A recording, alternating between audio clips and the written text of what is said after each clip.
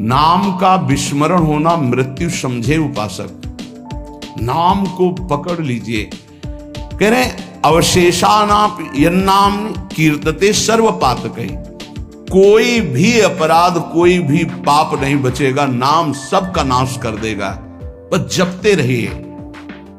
जैसे सिंह के सामने दहाड़ में न हिरन टिकता है, न कोई भेड़िया टिकता है, सब भागते नजर आते हैं। ऐसे ही राधा राधा राधा, अपराध पाप दुर्वासना सब भाग जाती है हृदय से। हृदय निर्मल हो जाता है। पर निरंतर दीर्घ काल, श्री पातंजल जी कह रहे, सातु दीर्घ काल निरंतर सत्कार सेवितो दृढ़ भूमि। आदर सहित दीर्घ काल तक निरंतर जपा जाए।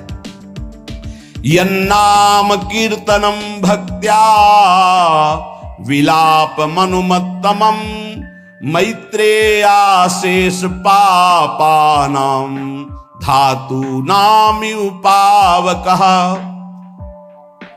यदि कहीं भावपूर्वक नाम जपा जाए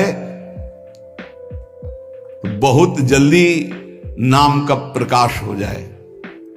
पर भाव न हो तो चिंता मत करना। भाव कुभाव अनखालशहु, नाम जपत मंगल दिस दसहु।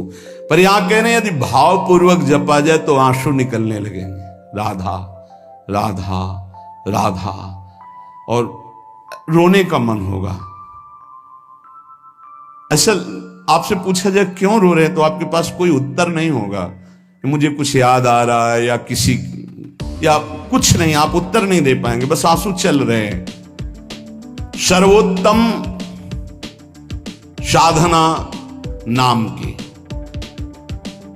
जैसे धातु को शुद्ध करने के लिए अग्नि में डाला जाता है, जलाकर मल रहित कर देती है, ऐसे नाम से एक अग्नि पैदा होती है, साधक उसको सहे। जब अग्नि जैसे होती तो ताप होता है, ऐसे नाम जपने से हृदय में एक जलन पैदा होगी जो तुम्हारी दुर्वासनाएं छुपी उनको भस्म करेगी। उस समय आप विचलित मत होइएगा, गंभीर धैर्य पूर्वक उस ताप को सह लीजिएगा। विश्वास कीजिए अनंत जन्मों की जलन मिट जाएगी अगर सह गए। अगर मनुष्य नाम के बल से इस जलन को सह जाए तो फिर नरक यंत्रणा, मां के गर्भ में जाना, ये सब खत्म हो जाएगा। देखो हम बड़े बड़े कष्ट सहने के लिए तैयार हो जाते हैं जब हमें पता हो जाता है कि अब हमको ऑपरेशन करवाना ही पड़ेगा। अब फिर राजी हो जाते हैं, पैसा दे देते हैं, दस्तखत कर देते हैं कि यदि हम मर जाएं तो आपका कोई दोष नहीं। क्यों? अब वो पीड़ा हटानी है। हो सकता है महीनों बिस्तर में हमें, हो सकता है इन्फेक्शन भी हो जाए, परेशान, पर ऑपरेशन करना ही पड़ेगा। ऐसे ही मान लीजिए अब ये ऑपरेशन करना ही पड़ेगा। जन्म जन्मांतरों से हमारा भव रोग बढ़ चुका है, अब ऑपरेशन के लिए तैयार हो जाइए। ऑपरेशन के लिए तैयार क्या होता है? चीड़ा फाड़ा जो लगेगा, सुन्न का सुई लगेगा, बड़ा कष्ट सहना पड़ेगा, महीनों बिस्तर में पड़े रहना पड़ेगा, पर हम वो करेंगे अब, क्योंकि इस रोग से निवृत्त होना है। ऐसे ही हमको विकारों से जलना पड़ेगा, हमको प्रियजनों की भावनाओं से बचना पड़ेगा, हमको अपनी प्रिय भावनाओं से बचना पड़ेगा, हमको अकेला पूरे विश्व से युद्ध करना पड़ेगा, तब भव समुद्र से पार होता है। भव रोग से क्या अकेला? इस मार्ग में कोई किसी का सहयोगी नहीं होता, पक्का समझना।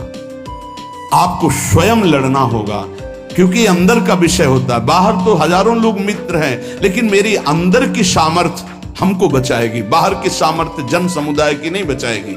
हमारे अंदर कोई वृत्ति आ रही हो, अंदर का भजन बचाएगा, बाहर का नहीं।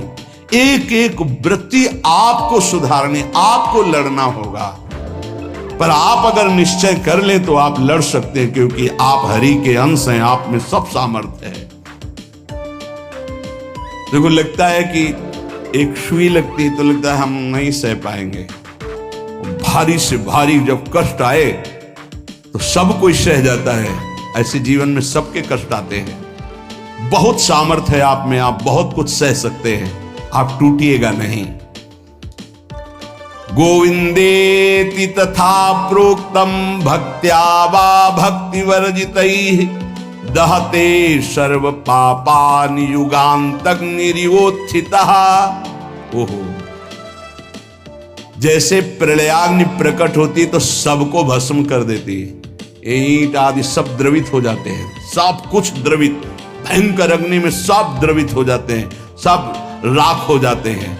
ऐसे कह रहे हैं जब नाम जपते जपते तुम्हारी नाम में रुचि हो जाएगी तो युग युगांतर से जो तुम्हारे पाप के संस्कार अंदर हैं, एक दिन के हैं, एक दिन के हो तो खत्म हो जाएं, युग युगांतर से वो अंदर नाम अग्नि पैदा करेगा कि सब भस्म हो जाएंगे। बस आप चुपचाप नाम जप करते रहिए, गोविंद गोविंद कृष्ण कृष्ण हरि हरि।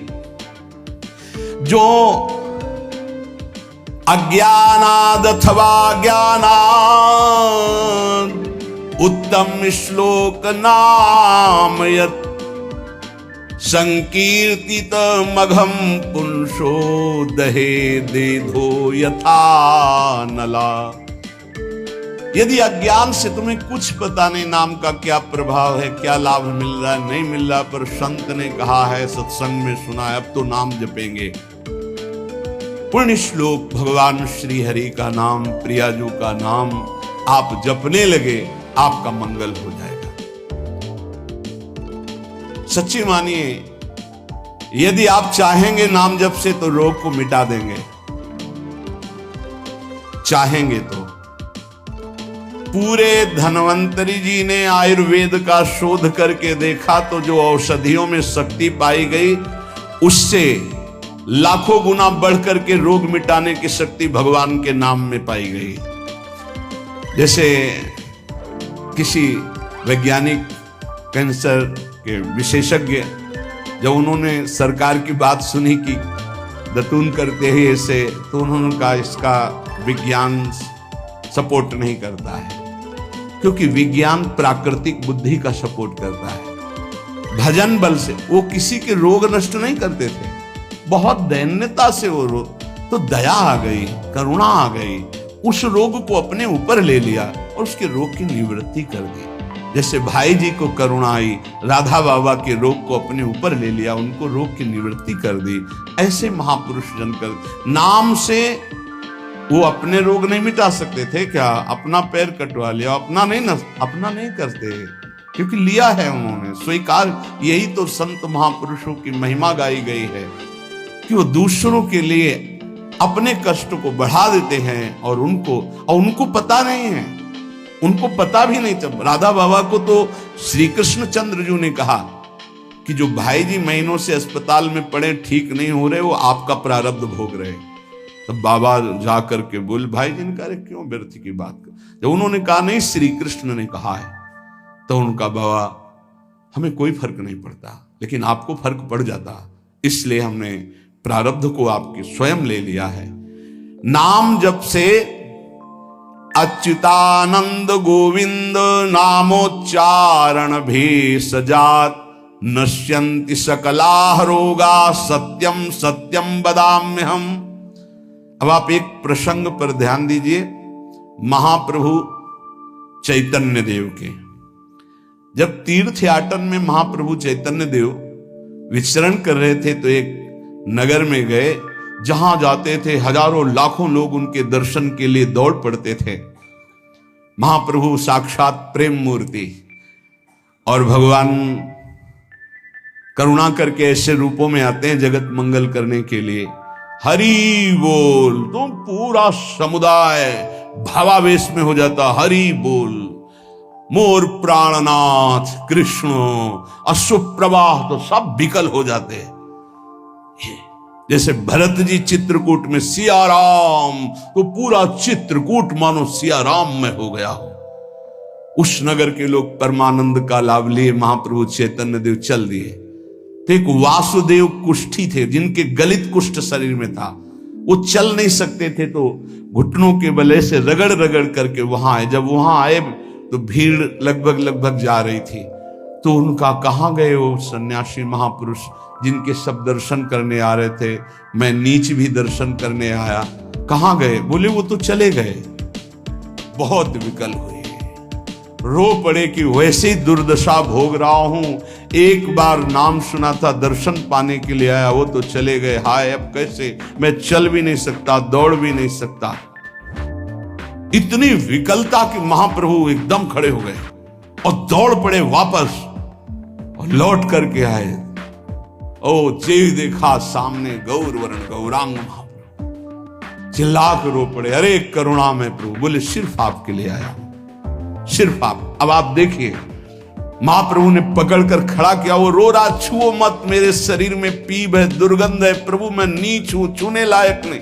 प्रभु ने खड़ा किया और ऐसे जीव ही गले से लगाया, वो तो चीख पड़ा, प्रभु आपके इस परम पावन देह के स्पर्श लायक ये दे नहीं, नाथ आपके शरीर में पीप लग जाएगी। महाप्रभु ने बिल्कुल नहीं सुना और ऐसे गले से लगाया और कहा, तुम्हारे स्पर्श से श्री कृष्ण के आलिंगन का सुख मिल रहा है। जे ही आंख खोलकर वासुदेव कुष्ठी ने देखा तो कहीं कोई कुष्ठ नहीं। वैज्ञानिक मानेंगे इसे?